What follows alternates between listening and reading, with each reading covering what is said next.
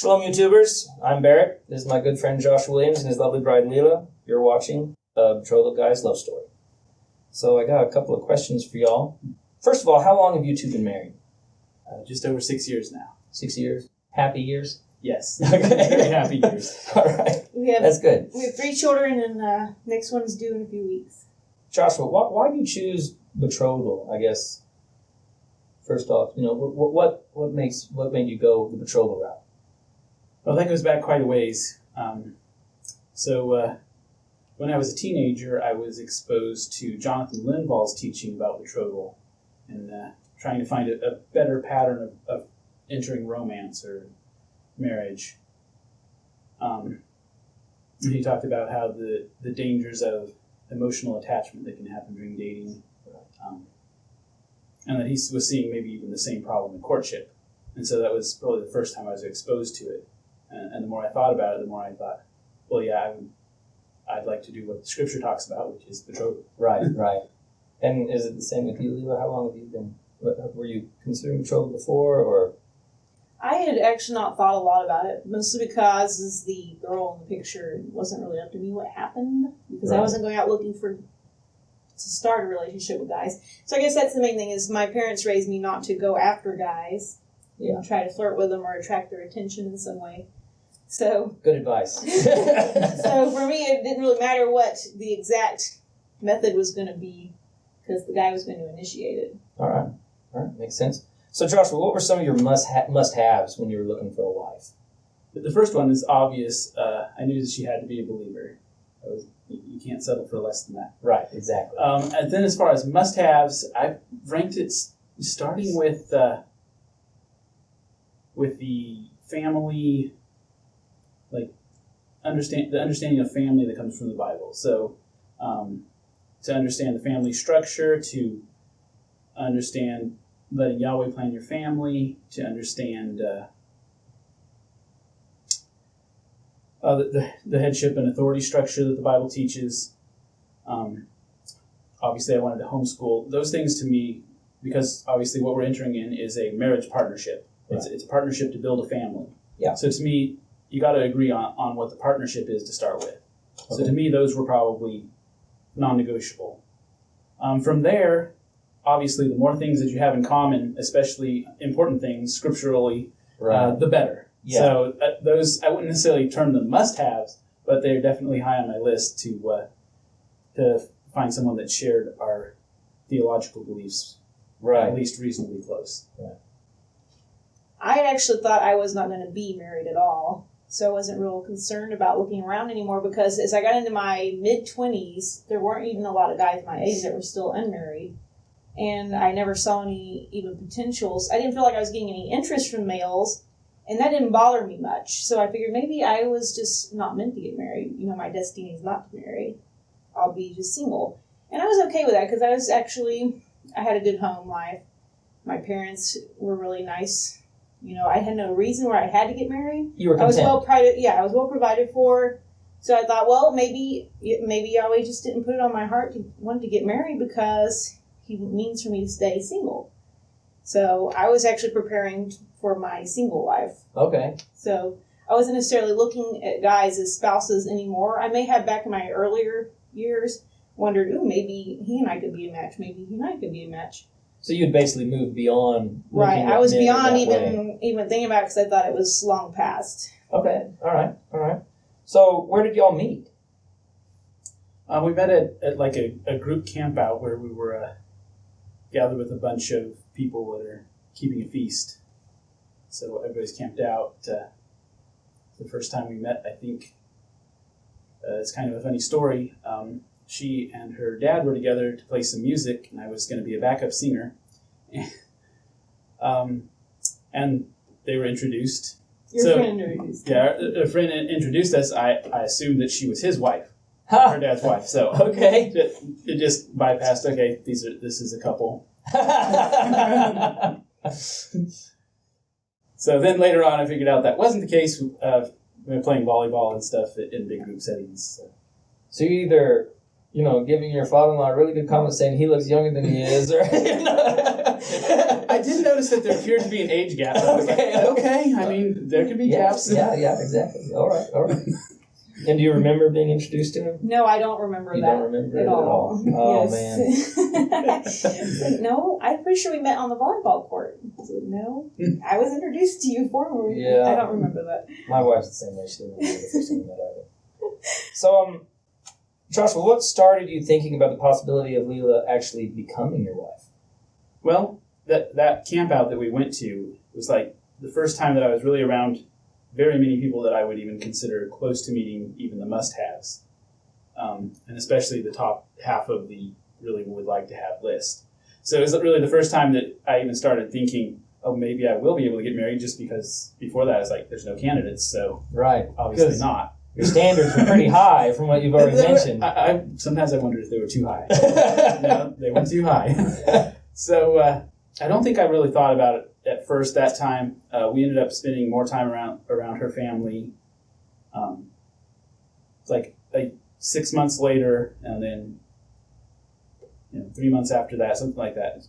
Over the next couple of years, I guess it was early in 2011 that actually my parents came to me and said, "Hey, we've," and they'd been around Leila actually more than I had, because I'd been in Israel a couple times when they were around her keeping feasts. So my parents came to me and they said, "Hey, we think Leila might be a future spouse for you. We think you should pray about it." But I can definitely pray about it. So it was your parents that initiated the process of you starting to think that way? Well, obviously it crossed my mind just because I noticed that she met the top half of the list, but no more so than just anytime you notice a candidate, you go, "Oh, put that on the list." Right. All right. So Leila, what were your first impressions of Joshua? I did, at first I was really confused because he had a large family, so I didn't even notice him particularly among all the other brothers he had.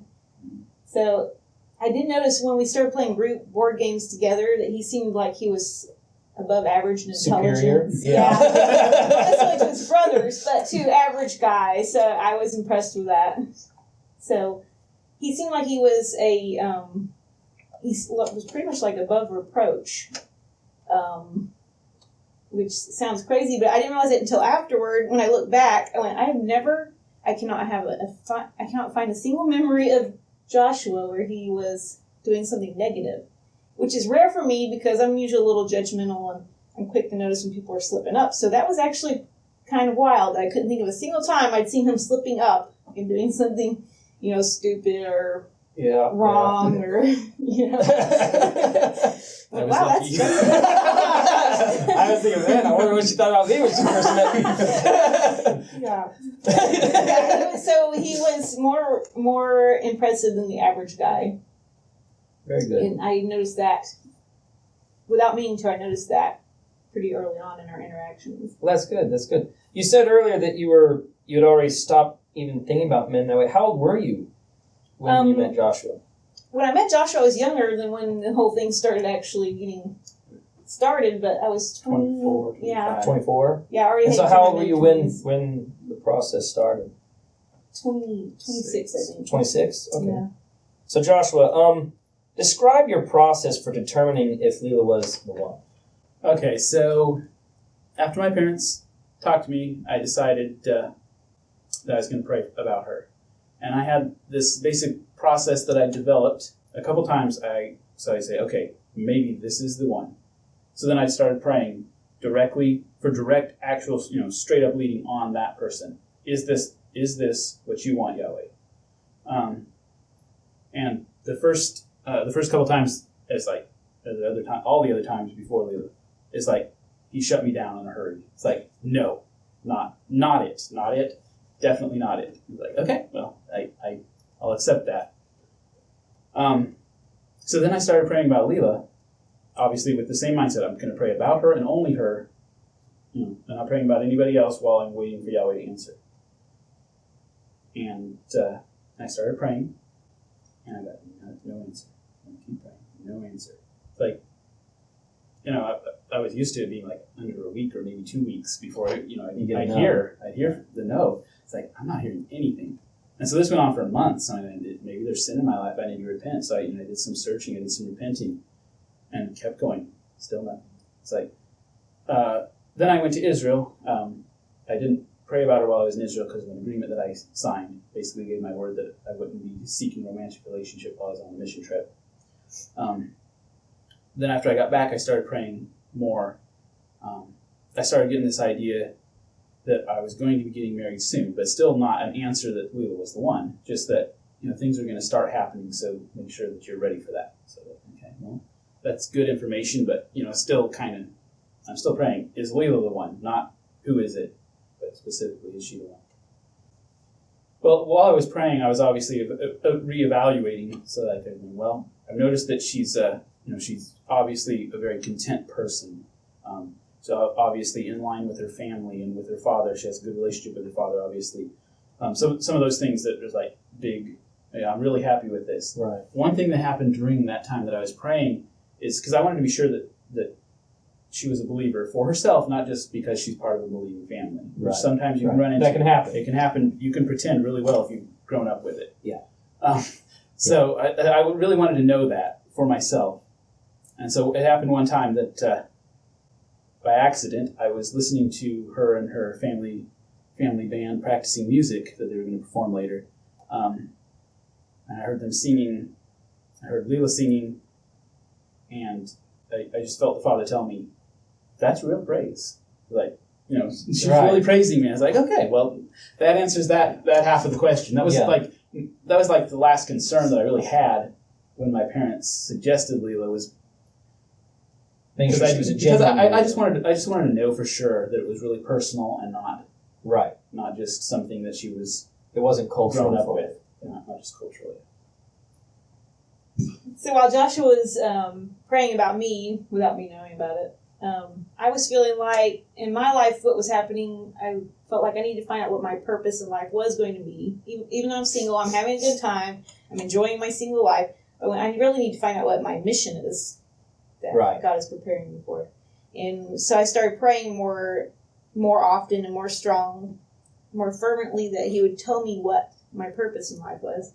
And I told him if there's some kind of big mission, even if it's something I'm not going to like, then help me be ready to do it and, lay down my selfishness and all that. So even if you want me to get married, I would usually finish it. If you want it to be marriage, which I highly doubt, then let my husband be ready soon and let me be ready for that.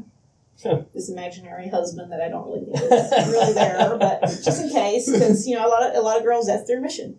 So that's what I was doing, and I was also my brother. I have an older brother that set a challenge where you read the Bible in 60 days, which I wasn't able to read it, but I listened to it on audio, and you do have to listen to it pretty all day long, and so that was good too. That my spiritual life was getting prepared for my big event, which I didn't know was coming.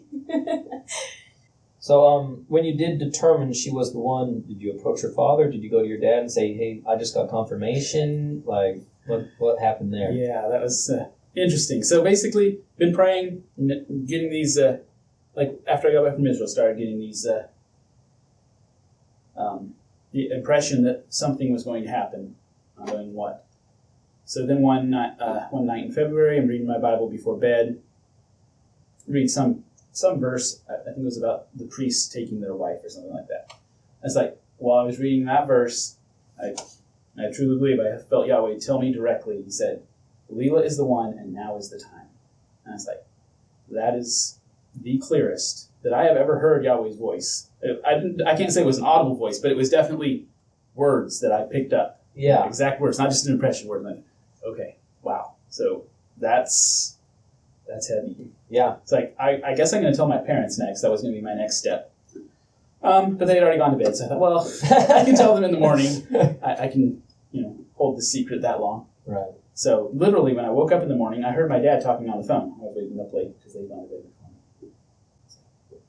me. He was talking to Leila's father. And he was talking to her about sharing a rental house to go to a big film festival. So both of our families would be staying there together.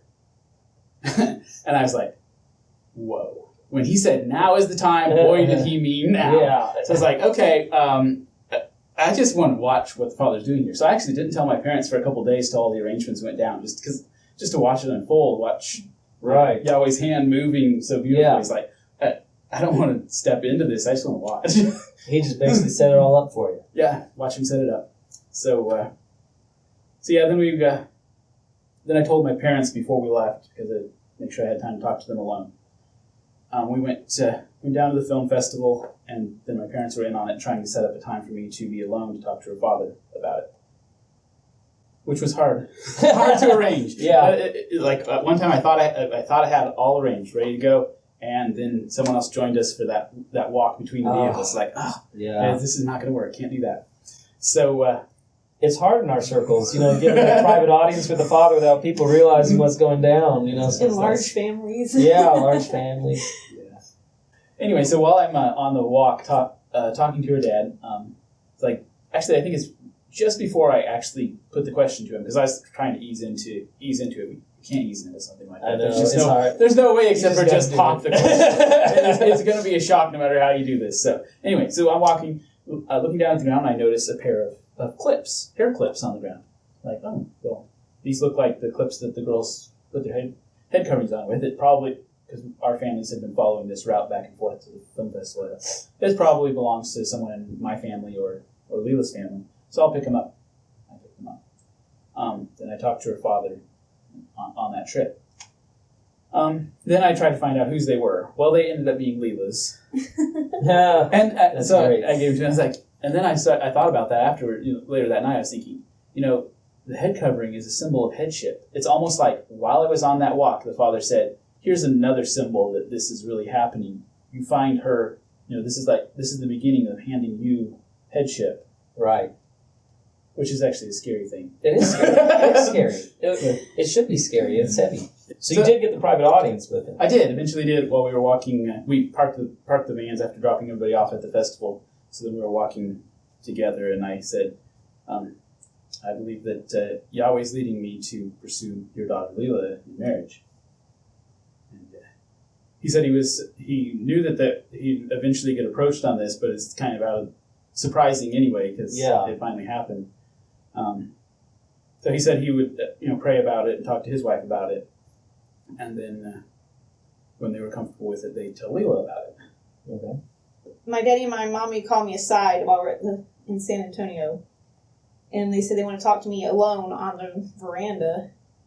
And I think, what did I do wrong? Because they never want to talk to me by myself. Like, did I slip up somewhere? Did I embarrass the family or something? So they get me out there, and Daddy says, "I'm just going to cut right to it.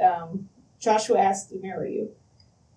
And I was blown out of the water. I did not expect that to happen. He had never shown the slightest bit of interest in all the years we had known him. I mean, as far as I could tell, there was zero interest. He never talked to me or looked at me or acted in the way that I've seen guys act who are interested in girls. I went, that can't be right. So I wasn't sure my daddy had the message right. What are his exact words?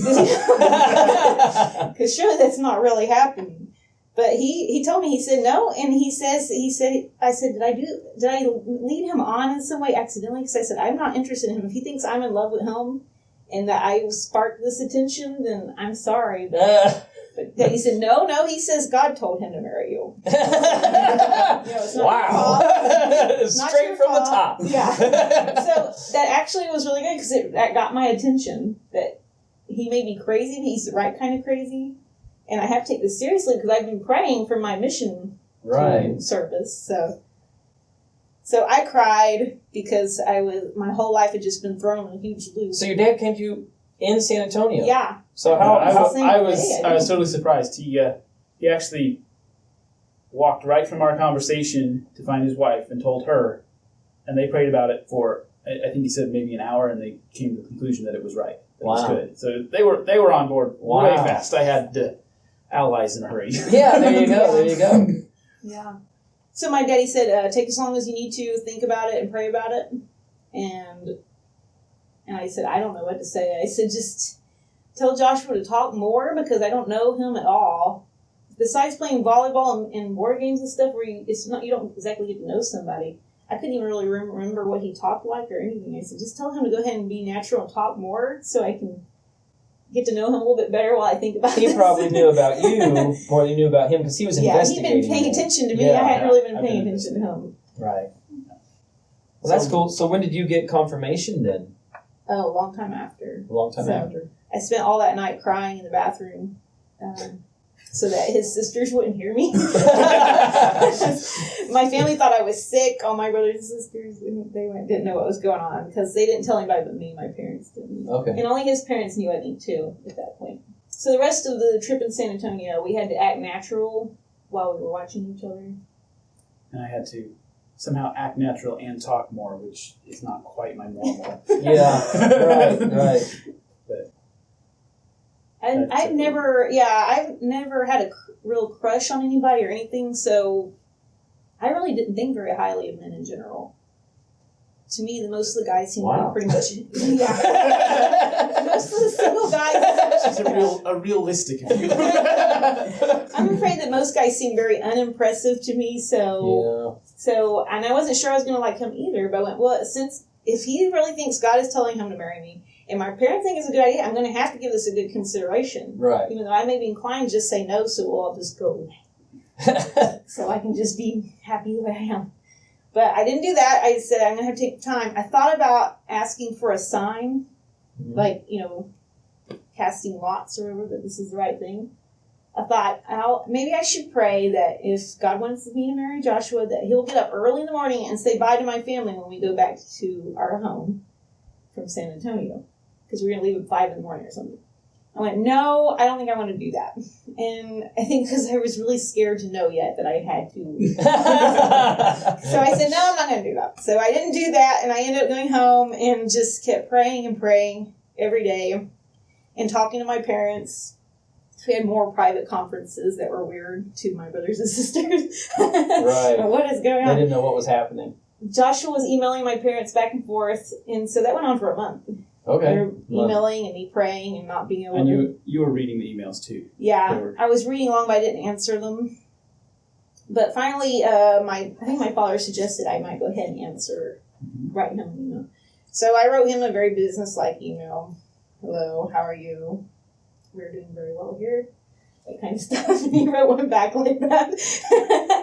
And I think my father was trying to get this to go faster. Right. Because he was already sure. It sounded like he was sure it was you should say yes. My parents were sure I should say yes, so they're trying to find a way to help me come to grips with this is actually a good thing for you, Leila. You're going to like this.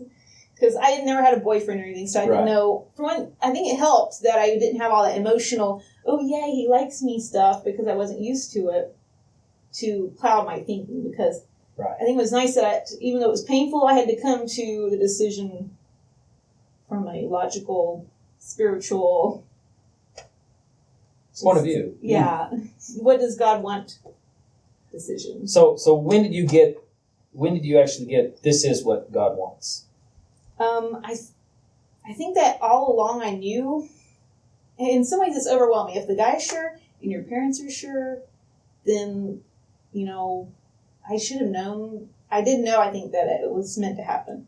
So somewhere you knew in your spirit the whole time. I think I knew the whole time. It was just hard to come to grips with, I need to go ahead and be brave and take the leap and say yes. Because then if I say yes, then he's going to go, okay, well, let's get engaged, or let's go ahead and get married, and let's go move to Colorado. And who knows what. And I wasn't ready for all that to happen, so I didn't want to say yes. My father suggested we should invite Joshua to come down, because he's trying to figure out how to get me to say yes.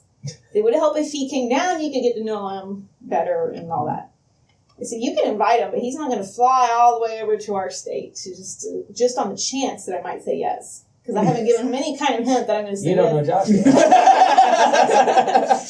And you did say I will definitely fly down there. Rearrange my schedule.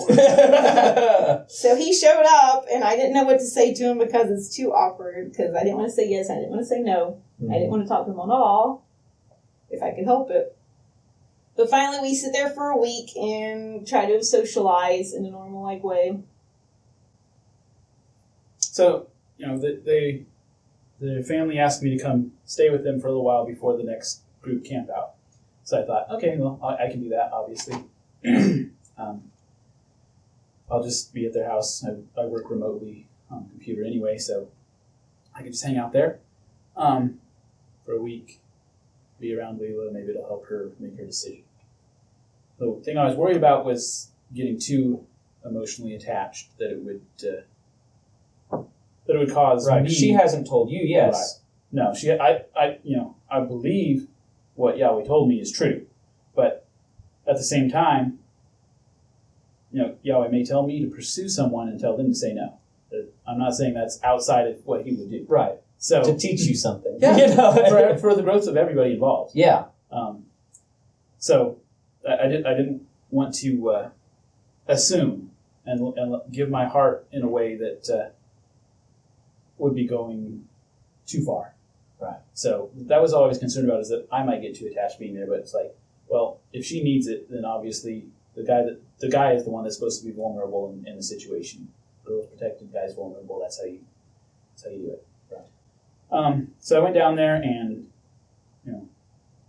awkwardly casual conversations, and then one evening we actually ended up in the dining room, which is like in the middle of the house. Everyone walks through there all the time, so not like alone, but kind of alone from moment to moment. And we talked about like the books that we like to read, which we had a lot of similar tastes and we read a lot of similar books and stuff. And that was like the first conversation where I felt like, you know what, I really am in danger here. I could give my heart in a moment. And I was like, I don't think I can do this anymore. I'm glad that we've got one day left before we leave. Right. Before I leave. But providentially, it was the next afternoon that my mommy finally takes me aside and she says, we're going to go to the group camp out that's annual that we go to, and his family's going to be there, and he's going to be there, and we're going to be there. It'd be nice if we all knew what your answer is, Yeah. Just not to rush you or anything, but it would be nice. Not So are you anywhere close to... Make a decision. Are you anywhere close to making a decision on this? I said, I think I really am supposed to marry him. I'm pretty sure, but I said, I don't want to have to tell him that, though. I don't even want to talk to him yet. I still don't feel comfortable with him. I couldn't even talk about this with my parents without crying. I'm at the awkward stage. I don't want to talk to him about it. And she goes, well, how about, she said, you want me and Daddy to tell him that? I said, yeah, y'all could tell him, I guess. I was like, I can't believe I'm so cowardly, but I was like, it's until you have experience having somebody want to marry you that you don't know it all. Yeah. But you really feel like you should say yes. And I knew it would help. It would help if I knew we could get to know each other afterward, but starting that relationship, I didn't know how to do that. So she said, all right, well, we'll tell him then. So we can at least, start moving along. So I go back inside, and they call Joshua out to talk to him privately. And when he comes back in, he looks at me with this big smile. I went, wow, he looks like he's really happy. He didn't say anything. He just walked by with this big smile. Her parents pulled me aside. They took me outside. And they said, well, Leila's ready to move forward to a betrothal. And so I'd explained my ideas about betrothal to them while I was emailing. Right. Like, this is what my ideal is. But obviously, you're dealing with two families. So sometimes one person's ideal is not going to be the whole story here. So, practically. So anyways, they said she's ready to commit, say yes, a for sure betrothal yes. I was like, wow, cool. So she tells you yes, she was going to do the betrothal. So well, what? Actually, her parents told me, but I feel like just like we say yes to Yeshua, to our betrothal to him, I wanted to hear it from her, that it was really her, not just her parents telling her she had to. Right. So I wanted to hear it from her lips. I heard it from her parents. So I actually cornered her that next evening after her parents told me she didn't want to talk to me, but I made her. And I said, so I'm totally committed to you. Is it the same for you? And she said yes. So at that point, I was like, okay. So now I can tell people. And y'all were committed from that point on, like. Yeah. That is part of what took me so long to be able to bring up enough nerve to say yes, is because I understood completely his approach of wanting to have a committed betrothal where you consider yourself husband and wife from the acceptance. Not to get too theological, but you believe that the headship passed from her father to you the moment she said yes? Yeah, at that point that I cornered her and said, I'm committed, are you committed? At the point that she and her father both were in agreement, I felt like that, it's sealed there. Okay. We're done. This is a husband and wife relationship now. Okay. And I did too. Yeah, you felt the same. It was a scary moment.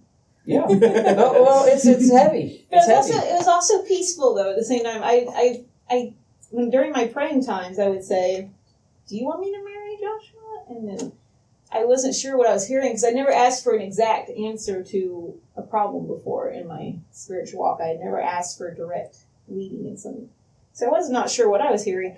But then if I say, "Do you want me to marry him?" I felt like it was kind of peaceful, and it was still the same way. It was scary, but at the same time, that was just me. But spiritually, it was peaceful. That this was a good thing to do. You could describe it as a peace that passes all understanding. Right. Because there's no reason for me to want to marry him. The next day, we were heading out of the camp, which is where my family was. So, we were going to have a dinner all together as a family. So I told my parents ahead of time, "Hey, don't invite anybody else to that dinner. It's just going to be family." I was really excited. I was ready to tell anybody, but we kind of wanted to do it well. So then at dinner, I guess that everyone's telling me, because I've been gone a week, they're telling me all the things that happened, and said, "No, it's my turn to talk now." So while I was over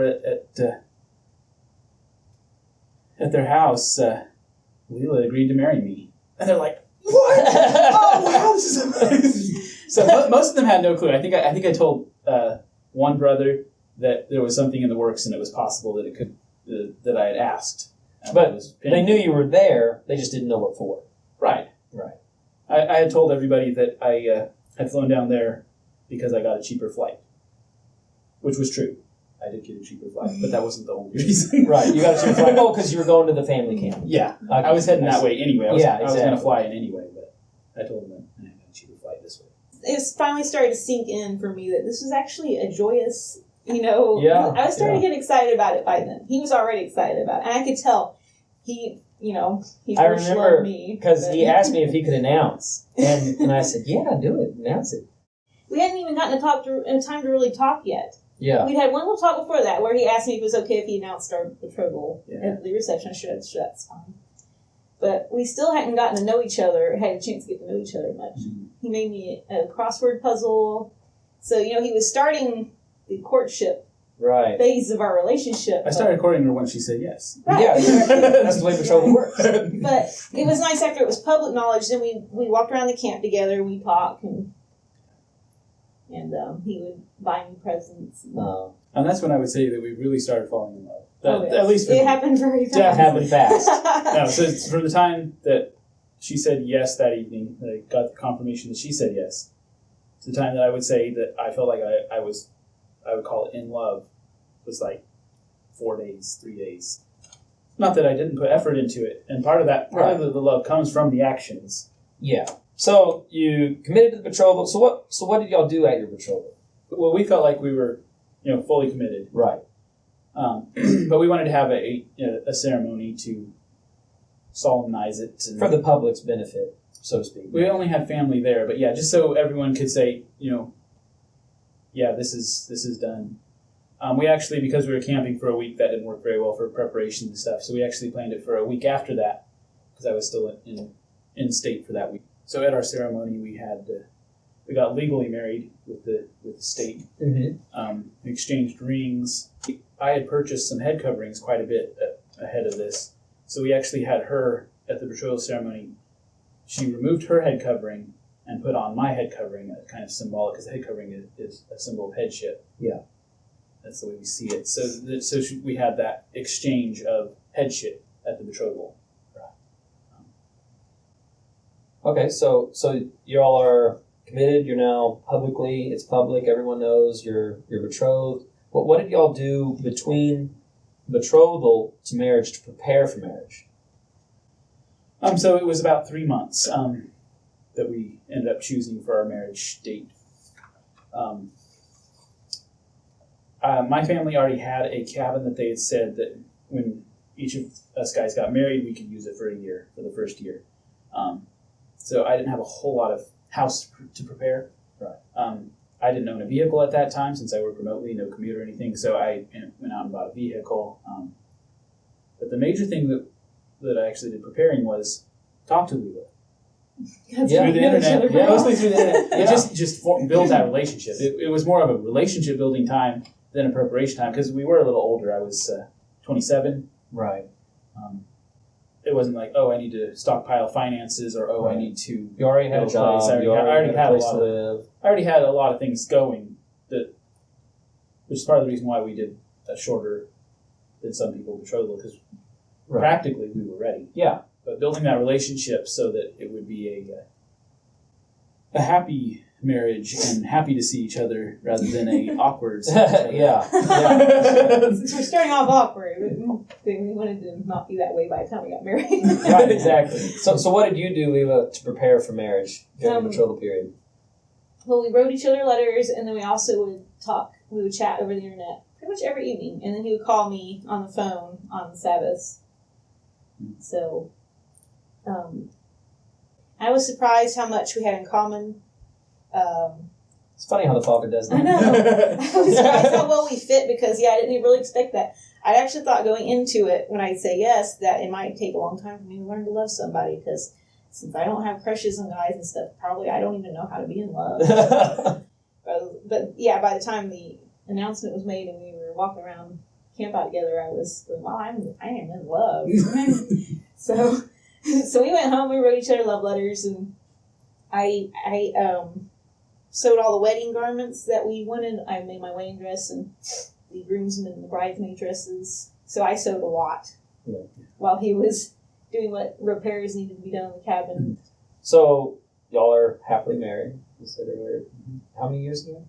6 years. 6 years.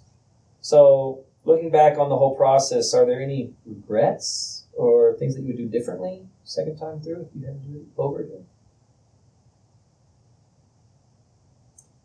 My regret is that I had not been preparing spiritually enough to where it might have been different. I expect it would have been different when I was praying for confirmation if I had practiced that before.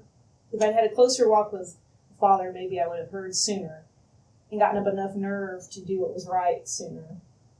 Maybe not, but, my advice would be to single girls that people tell you that. They go, don't worry about trying to get married, just worry about making your relationship with the Heavenly Father good. And it is true because it does help when you start the relationship with a man if you've got the relationship with your God first. When I was first betrothed, I was like, what I say it does, it's good and it's sobering. I say it intensifies your life. It doubles the intensity of your life. Because now 2 people you're responsible for, 2 people that you share the joy of, that relationship, it just doubles everything. Yeah. So every happiness is doubled, every sadness is doubled. Every responsibility is doubled. It's really true. So it's like, So I think that's great, Paul. So thanks for sharing your story. Y'all been watching a Betrothal Guy's Love Story. We hope that you found Joshua and Leila's story encouraging.